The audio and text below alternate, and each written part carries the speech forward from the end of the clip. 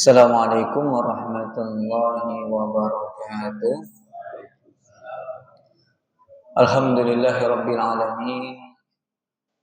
Wassalatu wassalamu ala rasulillah Sayyidina wa maulana Muhammadin wa ala alihi wa sahbihi ajma'in. Rabbi israh li sadri wa yassir li amri wahlul 'uqdatam min lisani yafqahu qawli wasadil lisani wahdi qalbi bihaqqi sayyidina Muhammadin sallallahu alaihi wasallam. Subhanaka la ilma lana illa ma 'allamtana innaka antal alimul hakim. Amma ba'du. Alhamdulillah, puji syukur kepada Allah Subhanahu wa taala. Allah masih memberikan kita nikmat ketaatan, nikmat keistiqomahan di dalam menjalankan ketaatan kepada Allah Subhanahu wa taala. Kita sudah melaksanakan salat maghrib berjamaah, kemudian lanjutkan lagi dengan kajian majelis ilmu. Imam Haddad mengatakan, kalau ada orang ya waktu masih mudanya lalai, banyak waktu masih mudanya terbuang sia-sia karena perbuatan yang tidak ada ketaatan, maka tutupilah ada beberapa waktu, salah satunya menghidupkan bainal maghrib wal isya, antara maghrib dan isya, kemudian sebelum qoblal fajar sama dari pada subuh menjelang naik matahari untuk sholat duha. Jadi ada beberapa waktu yang dipinta gitu untuk dihidupkan. Salah satunya antara bainal maghrib wal isya. Jadi fadilahnya besar dan kita niatkan duduk i'tikaf di masjid. Nawaitu sunnatu i'tikaf. Nah, jadi orang yang duduk di rumah sama di masjid berbeda. Kalau dia duduknya i'tikaf, walaupun dia tidur pun ternilai pahala. Jadi rugi kalau dia sampai ke masjid baca Quran tapi dia tidak niat i'tikaf. Sama saja sebagaimana baca Quran di rumah. Jadi niatkan i'tikaf. Nawaitu sunnah i'tikaf. Jadi aktivitas dia yang dilakukan di masjid, maupun dia baring, maupun dia duduk, maupun tidak sholat, dicatat malaikat ibadah. Karena dia berniat i'tikaf. Nah, jadi niat ini sangat penting dalam berbagai ibadah. Kan ulama mengatakan membedakan adah kebiasaan hari-hari dengan ibadah adalah niat. Kita lanjutkan kajian fikih babus salati, masih pembahasan kemarin. Tajibu ala kulli muslimin. Bab salat ini yang menjelaskan tentang perkara kewajiban atas seorang muslim itu untuk melaksanakan salat. Kita udah jelaskan kemarin, dibaca syarahnya. Kemudian siapa yang wajib seorang muslim yang salat, diperintahkan salat? Yang pertama balik artinya kalau orang yang sudah balik, sudah taklif atau mukallaf, yang sudah dibebankan hukum syar'i. Balik itu perempuan yang sudah haid atau perempuan yang sudah mengeluarkan mani, atau laki-laki yang sudah mimpi basah mengeluarkan mani, itu sudah balik. Paling sedikitnya umur perempuan itu haid adalah 9 tahun.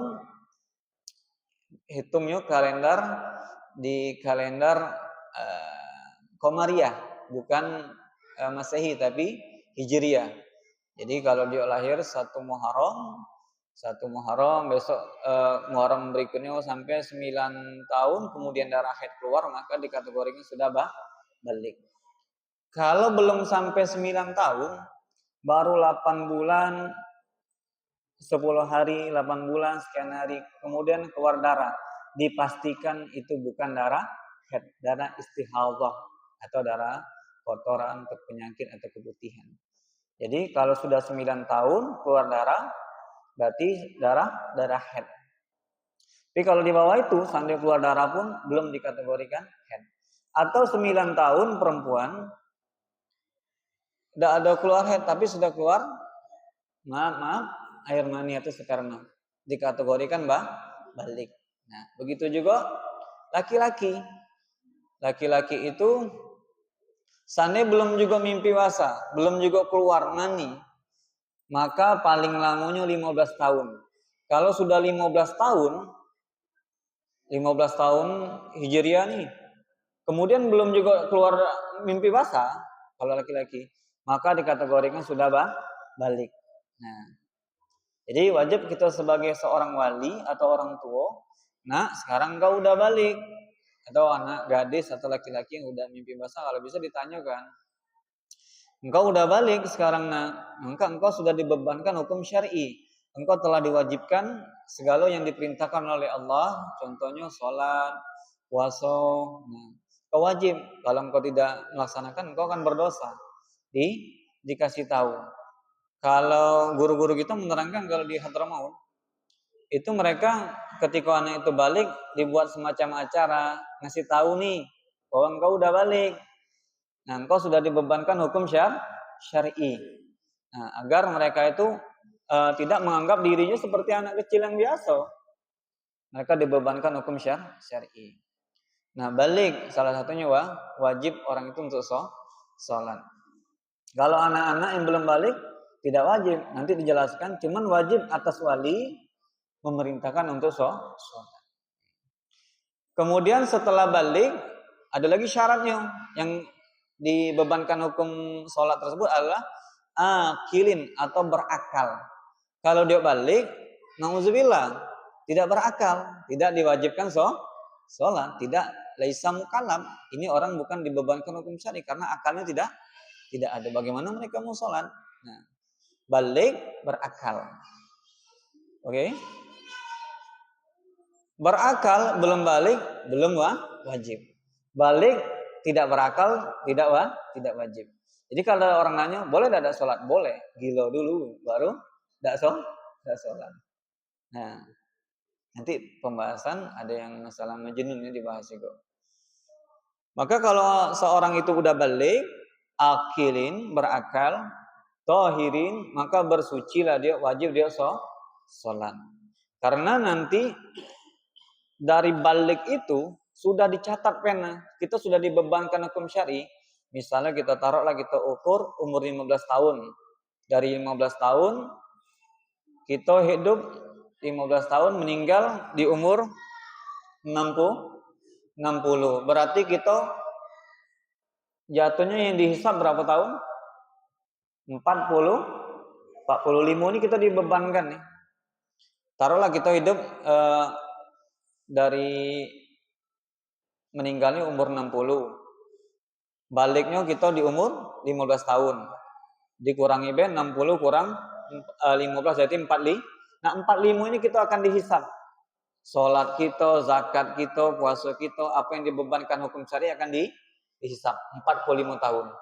Bayangkan kalau kita tidak ada salat, nauzubillah. Nah, meninggalkan salat sekian tahun, wajib diqadha.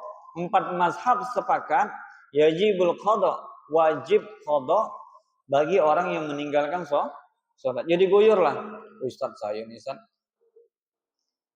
baru inilah sholat, dari kecil belum pernah sholat. Nah, sudah sholat taubat, goyor kodo, usolli sunatan subuhi kodoan. Nah, mengkodok sholat tidak ada batasan waktu. Mau subuh gitu kodok sekarang boleh, mau malam nanti bangun tidur tahajud kita. Kalau kita masih banyak hutang kodok, tahajudnya kodok dapat pahalanya dulu, pahala kodok dan pahala tahajud. Nah, bahkan waktu yang diharamkan pun mengkodok sholat boleh, ba'da asar, karena itu membayar hutang. Bayar hutang ini kapanpun boleh, bahkan disegerakan. Jadi wajib. Jadi yang kalau kita meninggal umur 60, maka 45 tahun yang dihisab, sholat kita, puasa kita, zakat kita. Kalau dia wajib haji akan dipertanggungjawabkan kalau dia belum haji. Semua rukun Islam, rukun iman itu akan dibebankan kepada orang yang sudah balik dan berakal. Kemudian fala qada'a ala kafirin ilal murtada, na'udzubillah. Untuk orang kafir tidak wajib qada. Misalnya dia ada orang kafir masuk Islam, salat yang pernah ditinggalkannya dari balik tidak wajib diqada. Kecuali dia ilal murtad, na'udzubillah. Kecuali dia na'udzubillah ya, murtad 2 tahun. 2 tahun itu dia ninggalin sholat, ninggali zakat, ninggali puasa, ketika dia sadar insaf masuk Islam lagi, yajibu wajib dia qada semua yang pernah ditinggalkannya waktu murtad. Nauzubillah. Tapi kalau orang kafir asli ketika dia masuk Islam dari nol lagi, murni tidak perlu dia qada. Kecuali tadi murtad. Nauzubillah. Puasanya, zakatnya, sholatnya. Kalau dia pernah ninggali Jumat, wajib ganti zuhur. Nah, kalau orang yang meninggalkan Jumat, cukup diganti dengan zuhur. Jadi kalau kita ketinggalan Jumat, kalau di dalam takrir itu ada sekitar 30 uzur boleh meninggalkan Jumat. Salah satunya menjaga orang yang sakit. Orang yang sakit ini tidak ada yang jago, kita yang jago. Sementara kita diwajibkan untuk sholat Jumat. Boleh kita meninggalkan Jumat kalau memang tidak hati lagi yang bisa membadalkan jago yang sakit tadi, maka kita ganti zuhur. Ada 30 uzur yang diperbolehkan meninggalkan Jumat. Tapi bukan berarti tidak sholat, wajib diganti zuhur tersebut. Nah, jadi orang yang pernah meninggalkan Jumat waktu mereka menjadi Batman dulu, belum taubat masih nakal-nakalnya, gantinya zuhur. Di Jumat tidak bisa lagi karena sudah terlewatkan, karena sehari Jumat harus 40 orang, ada khutbah. Jadi gantinya zuhur. Wala sabi, dan anak kecil tidak wajib qada. Anak kecil tidak wajib qada. Wala haidin au nufasa, dan perempuan yang haid setelah suci tidak wajib qada. Perempuan haid nih 7 hari seminggu. Perempuan haid 1 minggu. Kemudian dia suci. Perempuan ini ketika haid kan tidak mengerjakan sholat, bahkan dosa kalau mereka sholat karena mereka dalam keadaan berhadas besar. Maka ketika mereka suci tidak wajib qada sholatnya. Tapi kalau puasa, perempuan haid nih, kemudian dia di bulan Ramadan dia haid, otomatis tidak boleh sholat, tidak boleh puasa. Wajib mereka tinggalkan sholat dan wajib mereka meninggalkan puasa. Nah, untuk puasa wajib di qada.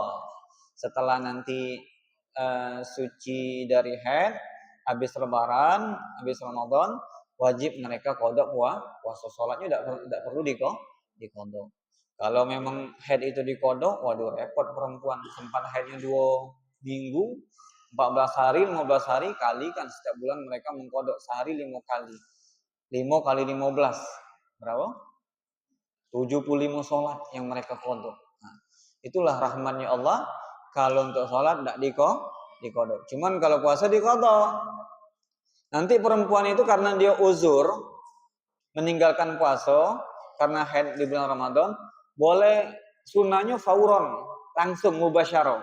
Ada waktu langsung diqada. Cuman kalau dia nantilah aku kalau aku off kerjanya di tanggal sekian, nanti aku mau puasa, bayar qada boleh. Cuman orang yang meninggalkan puasa tanpa uzur, laisa minal sabab, yajibul fauran, wajib langsung qada setelah habis Ramadan. Nah, tapi kalau yang ada uzur kayak perempuan tadi, santai dia. Sunnah dia langsung, kalau dia mau langsung fauran sunnah. Tapi kalau dia mau, aku kerja ini berat payah puasa, nanti di tanggal segini aku off kerja libur, bisa 3 hari bisa mengqada, ini boleh. Nah, yang penting mereka ada azam niatkan. Jangan sampai melewatkan yang tahun depan. Kalau ketemu, takutnya kalau ketemu puasa tahun depan, kodoknya tetap 1 tapi plus fidyah. Jadi perempuan haid tidak wajib kodok sholat, tapi untuk puasa wajib dikodok. Kemudian wanufasau, dan perempuan yang nipas. Nipas ini darah yang setelah ba'da wiladah, setelah melahirkan. Jadi kalau perempuan itu ada beberapa darah haid, darah istihadah, darah melahirkan, dan darah nipas. Nah, darah nipas ini termasuk dalam keadaan hadas besar. Ini di mana kita bahas kemarin ya? Di Fathul Mu'in. Jadi darah nipas itu darah haid yang terkumpul. Jadi kalau perempuan hamil itu kan mereka tidak haid kan. Jadi darahnya terkumpul selama 9 bulan. terkumpul dan rahimnya sudah tertutup, terkumpul aksal rahim, di ujung rahimnya. Ketika sudah melahirkan, barulah keluar darah haid tersebut, disebut darah nifas. Makanya kadang siklusnya sampai 2 bulan, paling lamunya itu 2 bulan. Paling lamunya aksyarul nifas, paling lamunya darah nifas itu 6 bulan atau astagfirullahaladzim, 2 bulan, maaf ya. 2 bulan, 60 hari. Paling golib umumnya 40 hari. Paling sedikitnya setetes atau sehari. Nah, paling sedikitnya sehari, umumnya darah nifas itu 40, paling lamanya 60 hari atau 2 bulan. Seandainya sudah 60 keluar juga darah, dipastikan bukan darah nifas. Ditengok kalau sebelum darah haidnya apa darah haid atau darah istihadah. Nah, dihitung lagi kapan terakhir yo haid. Nah, ini agak repot, hitung-hitung haidnya agak repot. Jadi perempuan itu sebenarnya harus tahu, dia hobi mencatat sucinya kapan, haidnya kapan. Jadi dia tahu siklus memang keberadaan haid dan sucinya. Nifas tidak wajib kodok juga. Nifas tidak wajib kodok sholat. Cuman kalau puasa wajib dikodok. Oke. Kemudian wala majnunin ilal murtad. Dan tidak wajib juga atas orang yang majnun, orang gila. Tapi ditengok gilonya bagaimana. Kalau gilonya amdan, sengaja, dia lagi sehat nih, jangan main slot, kaget habis duit main slot, gilo dia. Tanya stres. Berarti dia sengaja menghilangkan akalnya, sengaja gara-gara main judi, bangkrut, kemudian stres. Atau nyabu, narkoba. Kan sudah anjuran dokter secara medis pun narkoba itu bisa merusak akal. Secara agama hukumnya haram. Masih juga dia nyabu, terus gilo. Gilo dia. Nah, gilo ini berarti yang menyebabkan sendiri. Nah, ketika dia direhab, masuklah rumah sakit jiwa setahun, sembuh. Wajib dikodok. Karena gilonya menyebabkan dirinya sendiri atau dia dengan sengaja tadi kan, karena dia sengaja buat narkoba atau menjudi tadi, akhirnya menyebabkan akalnya hilang. Lain cerita, nauzubillah, lagi naik motor, kemudian terjatuh, lalu gila, setahun, kemudian sadar. Nah, setahun ini tidak wajib kodok, karena bukan disengaja. Nah, itu beda lagi. Jadi gila ini ada yang gila ketika dia meninggalkan sholat wajib dikodok, ada kalanya gila itu tidak wajib dikodok. Kemudian wa ila murtad sudah, kecuali murtad tadi yang balik Islam lagi, dia sudah Islam, murtad masuk Islam lagi, nauzubillah, kemudian wajib qadha. Wala mukma ali, dan bagi orang yang pingsan tidak wajib qadha, tapi ditengok pingsannya juga. Kalau pingsan gara-gara mabuk pingsan dia kan, ini keliru. Jadi kita tengok, misalnya solusinya gini. Ada orang pingsan di waktu zuhur masuk nih, dia belum sholat. Waktu zuhur udah masuk, dia belum sholat, kemudian dia pingsan. Terbangunlah di waktu asar. Maka wajib sholat asar dan wajib qadha zuhur. Karena dia menemui zuhur dalam keadaan sadar. Tapi kalau dia sebelum zuhur pingsan, pingsan, dah sadar, terbangun asar. Nah, maka yang wajib sholat cuman asar, zuhurnya tidak wajib. Karena ketika dia pingsan, dia belum menemui waktu zuhur. Dan ini berlaku juga bagi orang yang operasi. Kan operasi dibius nih, dibius. Misalnya perempuan kan biasanya sesar, masuk sebelum zuhur, di aponila nih, di biusa kan tidak sadar nih. Oke, operasilah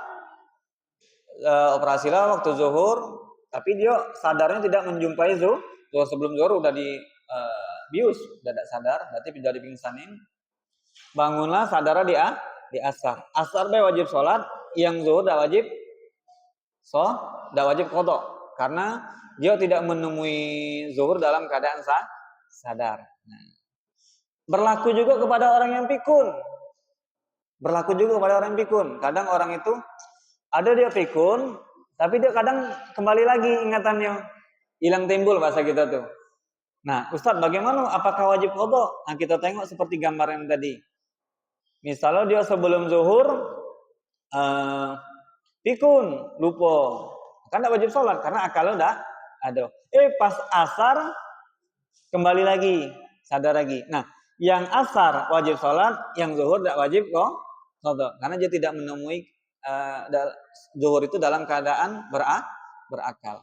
Tapi kalau dia azan masuk, kemudian masih bisa sempat dia nak sholat, tahu-tahu dia pikunnya timbul.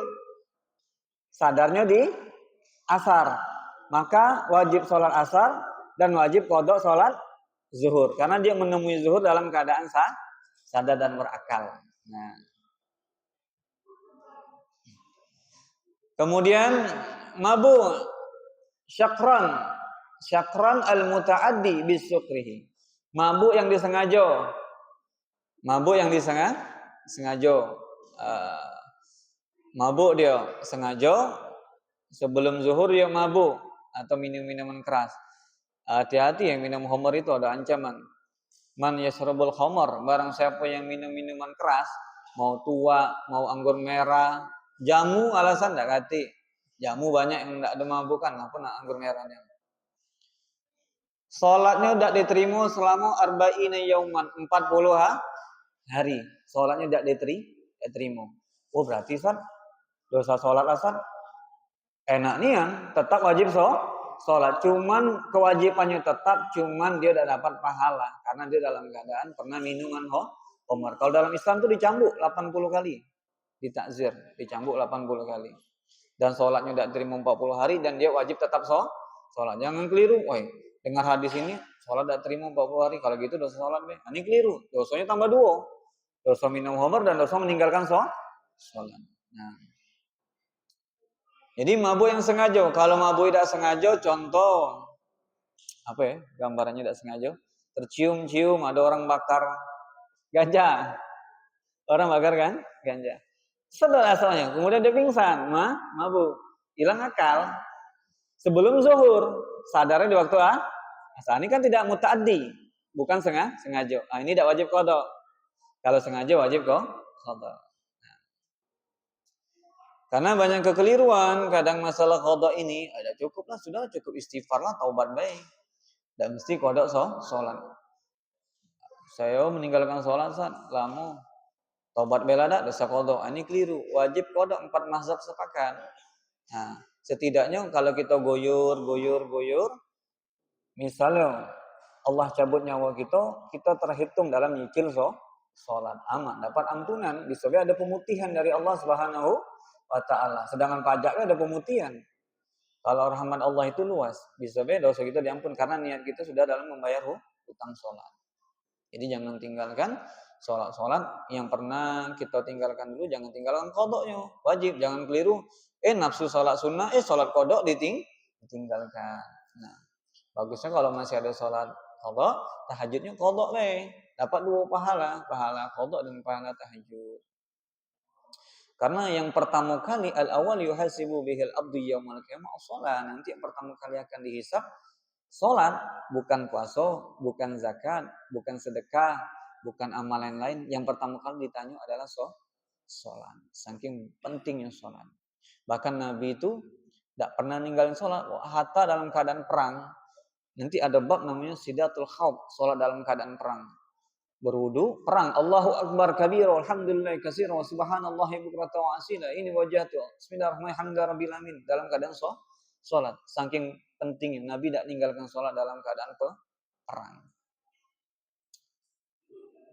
Jadi tidak ada celah untuk meninggalkan sholat selagi Allah masih titipkan akal. Dan ancaman orang meninggalkan sholat itu di dunianya Allah langsung beri timpuhan bala dan di akhiratnya juga. Na'udzubillah.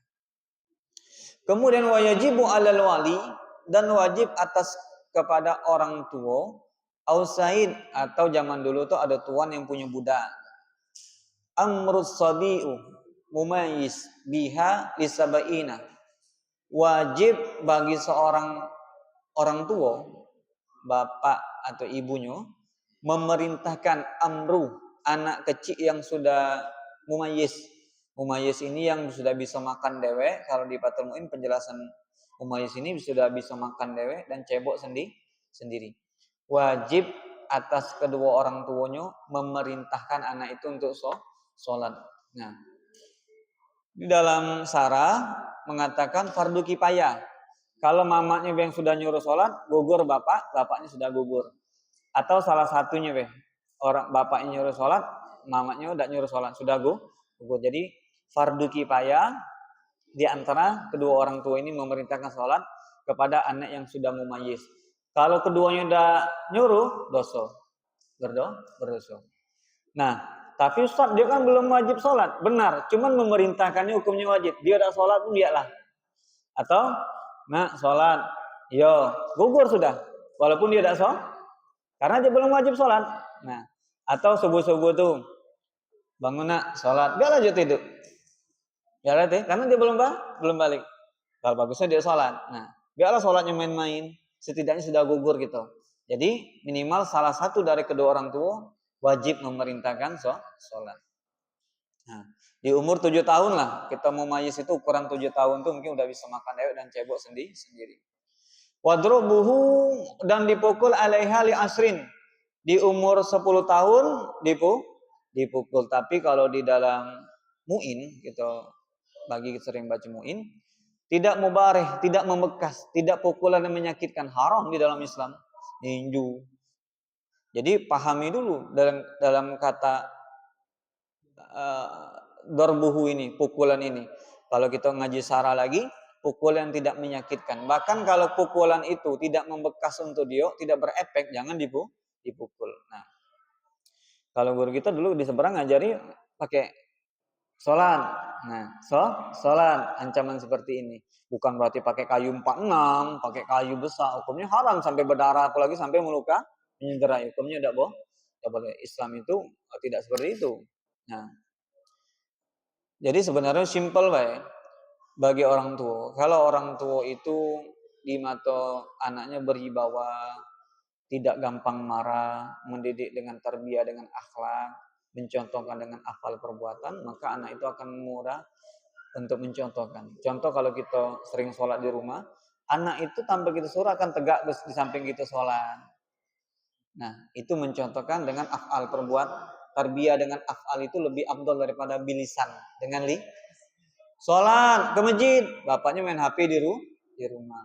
Sholat, bapaknya duduk masih nonton TV. Nah, ini tidak akan membekas. Sampai 1.000.000 kali pun dia ngomong anaknya tidak akan sholat. Tapi ketika bapaknya sholat, mau tidak mau anaknya ikut sholat. Nah, jadi tidak. Nah, kalau orang tua tadi jarang marah, dia akan kelihatan berwibawa terhadap anaknya. Mungkin jangankan marah, dengan pandangannya anaknya sudah takut. Tapi kalau kita dikit-dikit marah terus, biasalah bapak tuh memang kayak gitu, gawanya marah terus, tidak ada lagi rasa takut. Jadi itulah kembali lagi mendidik anak itu dengan perlu juga pemahaman di dalam agama. Jadi pukulan yang tidak membekas dan tidak menyakitkan. Kalau menyakitkan hukumnya haram dan dosa. Nah, jadi kita tengoklah efektif yang tahu kadar anak kita, ya gitulah bagaimana caranya. Mungkin ada anak itu memang tidak bisa dengan lisan, oke lah dengan ancaman, tanbih peringatan, setidaknya, nih sholat dah, yo, sholat. Ingat, orang tua itu bukan cerewet, tapi mereka punya pertanggungjawaban nanti dia akhirat nanti. Sekarang mereka tidak tahu. Jadi kita kasih tahu, bapak ini bukan cerewet nak. Nanti bapaknya akan dihisab di hari kiamat nanti. Sudah ada engkau perintahkan. Bahkan salah satu di dalam hadis, Allah akan murka kepada seseorang, abghadallahu. Allah akan murka kepada seseorang alimud dunya, pintar perkara dunia, jahilu fil khairat, tapi bodoh di dalam perkara agama. Murka Allah, marah. Di dalam hadis lain, Allah akan mengazab seseorang kepala keluarga yang meninggalkan keluarganya dalam keadaan bodoh di dalam perkara agama. Makanya kita suruh ngaji, suruh sholat. Mungkin zaman dulu orang tua itu keras untuk agama, tapi untuk agama agak keras zaman dulu. Tidak ngaji dulu. Kita itu tidak ada celah untuk main.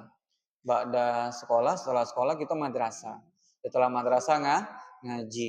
Akhirnya sampai Isya balik ke rumah tidur sekolah lagi. Terus aktivitas kayak gitu. Sekarang madrasah udah ada kepedulian orang tua untuk sekarang.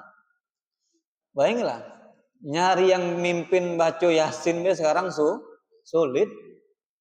Apalagi yang alim, nyari mimpin tahlil sulit zaman sekarang. Sulit. Kenapa? Orang tua tidak peduli. Ngelesi anaknya bahasa Inggris. Seminggu 200.000 sanggup. Tak ditanya malaikat tak kage. Ditanya wudhunya benar tak? Sholatnya benar tak? Ada tanya ngapa tak kelas bahasa Inggris, bahasa Prancis? Tidak ditanya. Tak bisa bawa mobil berdosa tak? Tak berdosa. Tak bisa main komputer berdosa tak? Tak berdosa. Tapi kalau tak bisa wudhu berdosa. Tak bisa ngaji dosa. Nah, sekarang kita sudah tergeser nilai-nilai norma-norma agama, pengetahuan agama itu tidak dipedulikan lagi sekarang. Saking sedihnya kadang ketika berapa kali kita selama menyolat jenazah belum pernah ahlinya yang menyolatnya. Sholat jenazah itu yang paling afdol akrab, orang yang paling dekat. Kalau bapaknya, datuknya atau anaknya. Kalau dikatakan mana ustaz paling ada afdol anaknya. Afdol anak daripada ustaz tersebut. Nah, cuma berapa kali kita temukan, itulah sulitnya. Kadang mandiin jenazah bapaknya sendiri tidak mau, jijik alasan. Itu keliru, kurang ajar kayak gitu. Dia dari kecil dimandikan, dicebokin, orang tuanya meninggal tidak mau dimandi. Nauzubillah. Itulah bingung kita zaman sekarang, sedih. Entah bagaimana nanti. Bahkan kalau kita dapat kabar di Jakarta itu di kuburan tuh adonnya standby orang yang kuluh tahlil namanya itu. Ngupah baca tahlil. Standby, joki kalau kita joki di kuburan itu. Karena pergi ke kubur orang tuanya cuma ngelap-ngelap deh. Ngelap, nyabuti ruh. Sedih gitu. Apa manfaatnya? Minimal Fatihah, surah Yasin, tahlil, zikir. Ala kulli hal ya Allah. Inilah zaman sekarang.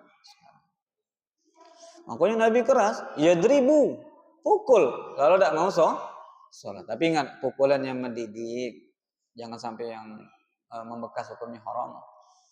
Kemudian wa iza balagha sabi, sampai anak itu balik. Nah, setelah balik, ya kita cuma cukup kasih tahu, nah engkau udah balik, engkau sudah ada beban hukum syar'i. Bapak tidak mungkin lagi untuk mengingatkan engkau terus-menerus. Cuman tetap kasih tahulah untuk saling nasihat, wa tawassabil haq wa tawassabis sabr. Saling menasihati, sabar. Bahkan ya wa'mur ahluka bis sholati wastabir 'alaiha, dalam Quran perintahkan anak kalian keluarga kalian untuk sholat dan bersabar atas mereka. Saking segitunya kita disuruh memerintahkan anak dan keluarga kita sholat. Ya memang lelah, capek, sholat nah, udah sholat belum? Balik ke rumah kita tanya udah sholat belum? Udah sholat zuhur belum? Istri kita tanya udah sholat belum? Apalagi perempuan kadang lalai mereka, sibuk aktivitas masak, ngurus anak kadang. Jadi tugas kita mengingatkan, udah sholat belum? Setidaknya kita nanti dihisab yaumul qiyamah, ya Rabb, aku sudah memerintahkan sholat, aku sudah mengajarkan dengan fi'il, dengan perbuatan, dengan lisan. Nah, jangan sampai nanti ketika kita banyak amal, kaki kita terhalang mau masuk surga. Anak dan istri kita nuntut, ya Rabb, aku tidak ridho itu bapakku masuk surga. Dia tidak pernah mengajarkan kami agama, dia tidak pernah memerintahkan kami untuk mengenalmu, dia tidak pernah mengenalkan nabimu.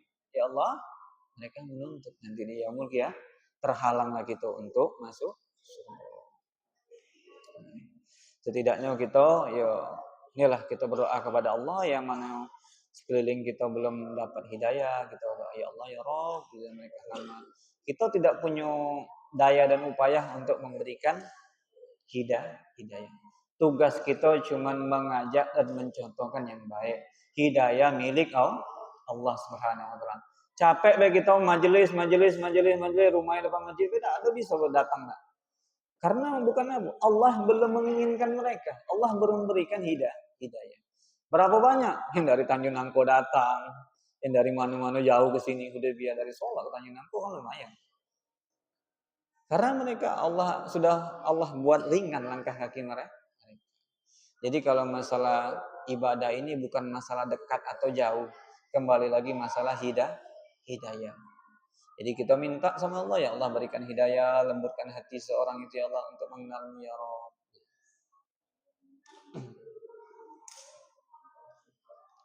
Kemudian au afaqal majnun au mughma alaihi. Anak yang sudah balik kita perintahkan sholat, dan orang yang sudah sadar dari gilonya disuruh sholat.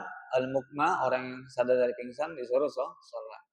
Au aslamal kafir, atau orang yang sudah masuk Islam setelah kekafirannya kita ajarkan sholat, kita perintahkan mereka sholat karena mereka udah wajib untuk sholat. Au taharatu haidi wa nifasi qabla khurujil waqti wala bi takbiratul tahrim. Ada juga kalau perempuan itu haid dan nifas, sucinya, contohnya ini yang jarang diketahui juga untuk perempuan. Tahu-tahu di waktu asar, masuk asar dia sudah suci. Asar sudah suci. Nah, wajib dia qada juga zuhur. Karena apa kata ulama, itu sholat yang bisa dijamak, memungkinkan ketika zuhur dia sudah suci, untuk kehati-hatiannya di qada. Oh ya, aku kan sucinya udah asar nih. Nah, bisa beda sucinya karena dia tidak mungkin memantau terus, tidak mungkin dia ngecek terus di dalam tempat darah keluar tersebut. Nah, jadi wajib dia qada. Kalau dia sucinya asar, memungkinkan dia bisa untuk sholat zuhur, maka wajib diqada. Sholat yang dua baik, maghrib dan isya, atau maghrib isya dan maghrib, atau zuhur dan asar, sholat yang bisa dijamak. Nah, ini banyak yang kurang mengetahui juga masalah seperti ini. Nah, pokoknya kalau udah suci di asar, cukup asar baik, zuhurnya udah cukup qada, kata sudah usah qada. Padahal wajib qada karena memungkinkan ketika zuhur itu juga sudah suci. Itu kehati-hatian. Oke. Kemudian wajib qada bi syaratin. Nah, tadi sudah jelasin kok. Yang sudah selamat dari pencegah haidnya sudah suci, memungkinkan dia bisa sholat sebelum asar tadi di zuhur, memungkinkan sholat, maka wajib qada. Wajibul qada umma qablaha, dan wajib sholat qada sholat yang sebelumnya. In jumi'an, sholat yang bisa dijamak, berarti maghrib dan isya, asar dan zuhur. Contohnya isanya dia suci, sekali dia cek udah ada arti lagi darah. Nah, wajib dia qada maghribnya karena memungkinkan dia waktu maghrib sudah suci. Ini banyak yang kita juga. Kemudian salamutin qadarin. Walau junna, dan gila juga hadat, orang yang haid, ikma yang pingsan tadi alaihi awal waktu. Yang ini sudah kita jelaskan juga tadi. Orang yang pingsan di awal waktu zuhur dia masuk, dia pingsan, belum melaksanakan sholat zuhur, sadarnya asar, maka wajib qada zuhurnya. Oke, seperti tadi udah jelaskan juga. Kemudian wajib al-qada in madha qadral fardi, dan wajib dia qada waktu yang pernah dilewatkan ma'al tuhri, yang dia suci tadi atau dalam keadaan sadar tadi, in lam yumkinu taqdimu, yang memungkinkan dia bisa untuk sholat dulu.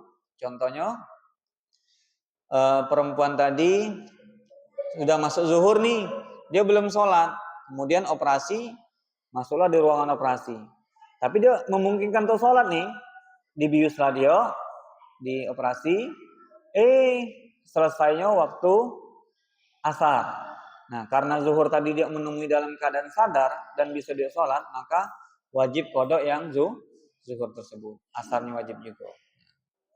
Jadi wajib untuk dia melaksanakan sholat yang pernah ditinggalkan dalam keadaan sadar. Okay. Itu sedikit pembahasan tentang perkara di dalam sholat.